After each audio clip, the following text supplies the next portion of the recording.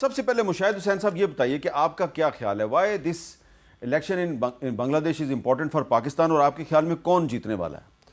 پہلی بات تو یہ ہے کہ یہ بڑی خوش آئند بات ہے، اور میں خیال آپ کو بھی مبارک ہوا کیونکہ you are also a certified democrat کہ بنگلہ دیش نے ثابت کر دیا کہ کیا ڈیموکریسی ان ایکشن ہے۔ ایک انقلاب کے ذریعے ایک آمریت کا خاتمہ کیا، وہ آمر کو بھگایا ملک سے، اور اس سارے پروسیس میں ایک پرامن جمہوری فیئر اینڈ فری الیکشن بھی کرا دیا انہوں نے، ہر ادارہ اس میں قائم رہا۔ اور جو بنگلہ دیش میں اسپرٹ ہے ڈیموکریسی کی، میں تو ڈھاکہ رہا ہوں نا، بڑا ہمیں نقصان ہوا ہے ان کے جانے سے۔ اگر وہ ہوتے تو شاید یہ آمریت کے دور پاکستان میں نہ آتے۔ وہ ایک بیلنس تھا بنگلہ دیش کا، تو اس کی دو تین سگنیفیکنس بڑی ہے۔ ایک تو میں سمجھتا ہوں کہ اس کی جو شناخت ہے مسلم بنگال کی، جو بنیاد تھی ٹو نیشن تھیوری کی، اور ابھی میں کہتا ہوں کہ بنگلہ دیش اور Pakistan to countries one nation, ہم اس کی طرف جا رہے ہیں۔ اور پاکستان تو بنائے بنگالیوں نے، اور بنگالی ایگزیکٹلی یہ ہو اے کے فضل اللہ، حسین شہید سہروردی، مولانا باشانی، وہ آل انڈیا مسلم لیگ بنی ڈھاکہ میں تھی، ڈھاکہ وہی تھی۔ وہ تو مسلم لیگ کی پہلی گورنمنٹ 1937 میں آئی۔ یہ تو پہلی دفعہ اس تاریخ میں ہے کہ آپ نے اکثریت کو نکالا ہے ملک سے، وہ تو اکثریت تھی۔ دوسرا امپورٹنٹ ہے کہ بنگلہ دیش آپ کا ایک اسٹریٹجک پارٹنر ہے۔ آپ جو بھی الیکشن رزلٹ آتا ہے ساؤتھ ایشیا میں، ہندوستان کے بغل میں بیٹھا بنگلہ دیش ایک ملک ہے۔ آپ کی کیا انفارمیشن ہے، کیا آبزرویشن ہے، کیا ہندوستان نے اس الیکشن میں بھی مداخلت کی ہے؟ بالکل، میں نے سنا ہے کہ رو نے بہت پیسہ لگایا ہے۔ عوامی لیگ چونکہ الاؤڈ نہیں تھی، وہ تو ہوتا ہے عوامی لیگ آؤٹ ہوگی نا، اس کو تو بین کر دیا۔ وہ تو ویسے ہی جب ہٹلر ختم ہوا تھا تو نازی پارٹی تو الیکشن میں نہیں حصہ لگ سکتی تھی۔ صدام حسین کے بعد بعض پارٹی بھی فارغ ہو گئی تھی۔ انہوں نے جو 3 الیکشن، آپ نے کہا 12 الیکشن، پچھلے 3 الیکشن جعلی تھے، وہ جو عوامی لیگ نے زبردستی ون پارٹی اسٹیٹ کے بنایا، تو اس میں انہوں نے، میں نے سنا ہے کہ انہوں نے عوامی لیگ کے سپورٹرز کو کہا ہے کہ آپ بی این پی کو ووٹ دیں۔ ایک نئی قوت آ گئی ہے، جماعت اسلامی جس کو آپ جانتے ہیں، اور وہ اور اسٹوڈنٹس پارٹی جو ہے نیشنل سٹیزن پارٹی ناہید اسلام کی، جنہوں نے انقلاب لایا تھا، وہ اکٹھے مل گئے ہیں۔ تو اب انڈیا جو ہے وہ کوائٹلی بی این پی کو سپورٹ کر رہا ہے۔ وہ کہتا ہے کہ کسی صورت میں جماعت اسلامی نہ آئے، یہ ان کا، کیونکہ جماعت اسلامی پرو پاکستان۔ اور ہمارے لیے ایک بڑا اچھا مسلم دنیا میں ہمیشہ تانا مینا ملتا ہے کہ مسلمانوں میں جمہوریت نہیں ہے، تو ایک مسلم بلاک میں، مسلم دنیا میں ایک جاندار جمہوریت کا اضافہ ہو جائے گا۔ اچھا، نغمانہ ہاشمی صاحبہ، آپ چین میں بھی پاکستان کی سفیر رہی ہیں، ای یو میں بھی آپ خدمات سر انجام دے چکی ہیں، تو آپ نے باہر سے دیکھا ہے، اور جو چین میں پاکستان کا امبیسڈر ہوتا ہے تو اس کی بنگلہ دیش پہ بھی بڑی گہری نظر ہوتی ہے۔ یہ جو الیکشن ہے آج کا، یہ پاکستان کے لیے کتنا اہم ہے؟ دیکھیے، پاکستان کے لیے یہ بہت اہم الیکشن ہے، اس لیے کہ جو پہلی شیخ حسینہ کی گورنمنٹ تھی وہ انڈیا کے بہت زیادہ انفلوئنس میں تھی، اور انڈین انفلوئنس کے ساتھ ساتھ امریکنز نے بھی ان پہ بہت زیادہ اپنا انفلوئنس رکھا ہوا تھا، اور وہ بیسیکلی چائنا کو کاؤنٹر کرنے کے لیے رکھا ہوا تھا، کیونکہ پاکستان کی طرح بنگلہ دیش کا بھی جو اسٹریٹجک لوکیشن ہے وہ خاص طور پہ چین اور امریکہ کی جو اب ایک کمپٹیشن ہے، کانفنٹریشن کی طرف جو بات جا رہی ہے، تو اس میں بنگلہ دیش کی پوزیشن بہت اہم ہے۔ اور اسی لیے میں تو یہ کہوں گی کہ یہ جب ہمارا 1971 میں جو کچھ بھی ہوا بنگلہ دیش کو الگ کرنے، اس میں یہ بھی ایک امپورٹنٹ ایلیمنٹ تھا کہ امریکہ کے لیے، انڈیا اور امریکہ کے لیے بنگلہ دیش بہت ایک اسٹریٹجک لوکیشن پہ ہے، اور اگر بنگلہ دیش پرو پاکستان ہو جاتا ہے اور چائنا کا انفلوئنس وہاں بڑھ جاتا ہے، جو آپ دیکھ رہے ہیں کہ انکریزنگلی بڑھ رہا ہے، تو پھر انڈیا فیل کرتا ہے کہ وہ ایک گھیرے میں آ رہا ہے۔ تو اس لیے ہمارے لیے یہ بہتر اس لیے ہے کہ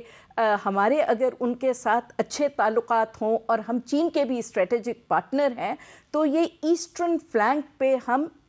ایک انڈیا کے اوپر پریشر زیادہ پڑتا ہے، تو اس کے لیے اگر کوئی کانفنٹریشن ہوتی ہے تو ایک 2 فرنٹ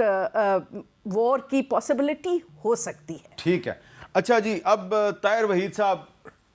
خوش آمدید آپ کو ہم اپنے پروگرام میں کہتے ہیں۔ آپ سب سے پہلے تو یہ بتائیے کہ یہ جو حال ہی میں پاکستان کا جو کرکٹ بورڈ ہے، اس نے بنگلہ دیش کے ساتھ یکجہتی کے اظہار کے لیے بھارت کے ساتھ سری لنکا میں میچ کھیلنے سے انکار کیا، پھر بنگلہ دیش کے بورڈ کے صدر پاکستان آئے، انہوں نے پاکستان سے کہا جی کہ کوئی ہمیں بھی اس میں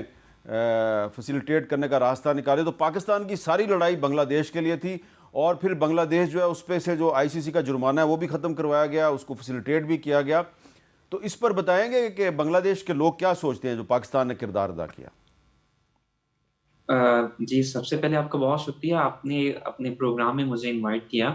جی میں نے اس پر سروے بھی کیا ہے اور میں نے بنگلہ دیشی نوجوانوں سے یہ سوال پوچھا تھا کہ پاکستان نے تمام دنیا سے لڑ کر بنگلہ دیش کا کیس جیتا ہے, تو آپ اس میں پاکستان کے لیے آپ کے کیا ریمارکس ہیں؟ تو بنگلہ دیشی لوگوں نے کہا کہ پاکستان پوری دنیا میں جب بھی ہم پر کوئی مشکل وقت آتا ہے, ملک جو ہماری مدد کے لیے کھڑا ہوتا ہے وہ پاکستان ہوتا ہے.